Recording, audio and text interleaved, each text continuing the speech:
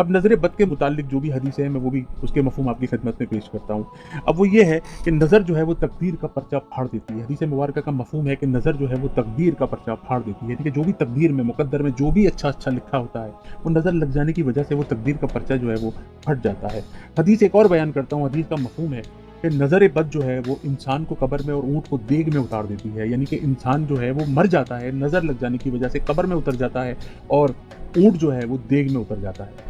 एक और हदीस मुबारक का मफ़हूम पेश करता हूँ कि हम में से अक्सर लोग नज़र लग जाने की वजह से मर जाते हैं। ये हुज़ूर पाक अलैहिस्सलातु वस्सलाम की 3 अहादीस मुबारक मैंने नज़र बद के हवाले से पेश की। ज़ी नेमत जो है वो हसद का शिकार होता है। ये भी मैंने हदीस मुबारक के मफ़हूम के मुताबिक मैंने आपकी खिदमत में गुज़ार किया।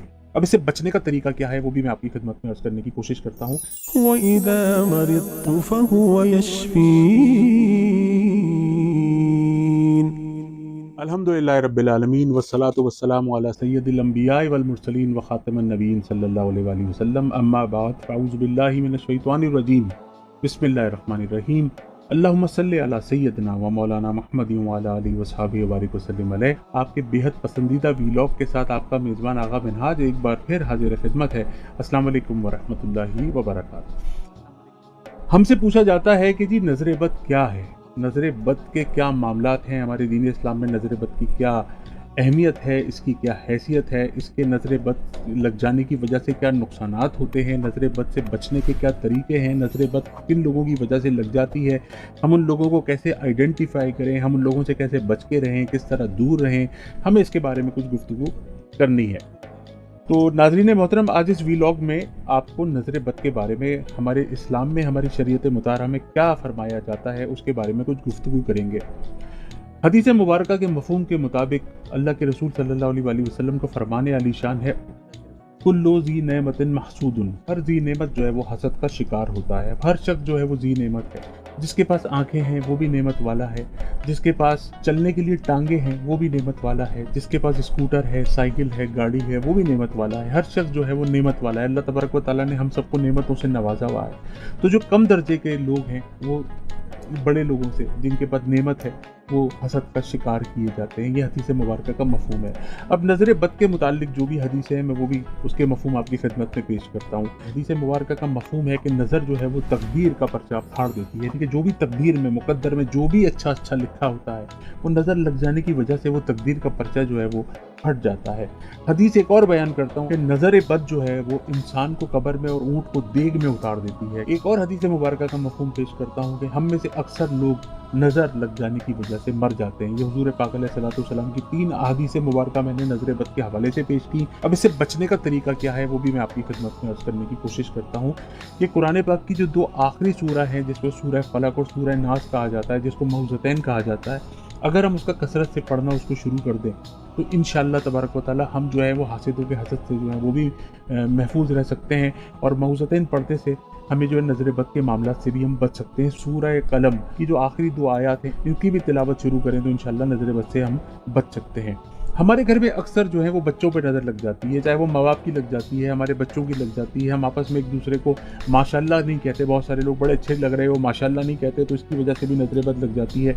किसी दौर में जब आज से बहुत अरसे पहले जो अरब ममालिक के अंदर जो है ना वो नज़र बद इस तरह लगाई जाती थी कि जब ऊँटों की रेस हुआ करती थी ना तो अपनी आँखों से देख कर, सिर्फ अपनी आँखों से देख कर ऊँटों की रेस में ऊँट को टारगेट करके उसको गिरा दिया जाता था।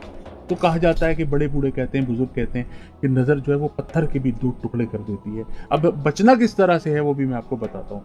हुज़ूर अलैहिस्सलातु वस्सलाम का एक अमल है, जब रात को सोने के लिए अपने बिस्तर मुबारक पर तशरीफ़ ले जाते थे तो सूरह फातिहा, आयतल कुर्सी और चारों कुल सीक्वेंस के साथ जैसे सूरह काफिरून, सूरह इखलास, सूरह फलक, सूरह नास पढ़कर अपनी दोनों हथेलियों पे दम करें और पूरे जिस्म के ऊपर फेर दें जहाँ जहाँ भी हाथ जाए। तो आप ये अमल अगर रोज़ाना रात को सोते हुए कर लें और 5 वक्त की नमाज की पाबंदी के साथ हर नमाज के बाद सूरह फातिहा, आयतल कुर्सी चारों कुल पढ़ लें और अपने पूरे जिस्म के ऊपर दम कर लें और पानी पे दम करें, ज़मज़म पे दम करें और उसको खूब ज़्यादा पिएँ तो इंशाअल्लाह नज़र बद से आपको बहुत ज़्यादा प्रोटेक्शन मिलेगी और इंशाअल्लाह तबारक व तआला गर्म हो जाएगा।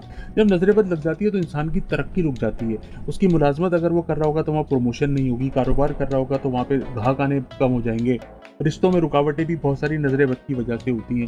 نظر بد کا اگر علاج نہ کیا جائے تو یہ بہت گہری ہوتی چلی جاتی ہے اور انسان جو ہے نا وہ جسمانی طور پہ بیمار بھی ہو جاتا ہے, پریشان ہو جاتا ہے, لاغر ہو جاتا ہے, سستی ہو جاتی ہے.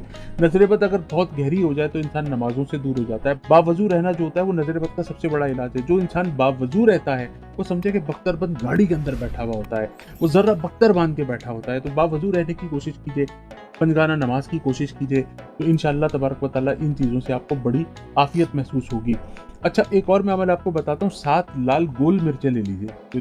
یہ تو پسی ہوئی لال مرچیں ہوتی ہیں, ایک ہوتی ہے 7 لال گول مرچیں. 7 لے لیجیے, 11 لے لیجیے اور اس کو اپنے ہاتھ میں رکھیے اور اس کو اپنے سر کے اوپر اس طرح سے رکھیے اور سورہ فاتحہ پڑھیے, آیت الکرسی چاروں کل سیکوینس کے ساتھ پڑھیے. سورہ کافرون, سورہ اخلاص, سورہ فلق, سورہ ناس, یہ سیکوینس کے ساتھ پڑھیے اور پڑھنے کے بعد پورے جسم کے اوپر اس کو مس کر لیجیے اور مس کرنے کے بعد اس کو جلا لیجیے. اول و آخر درود پاک پڑھنا لازمی ہے.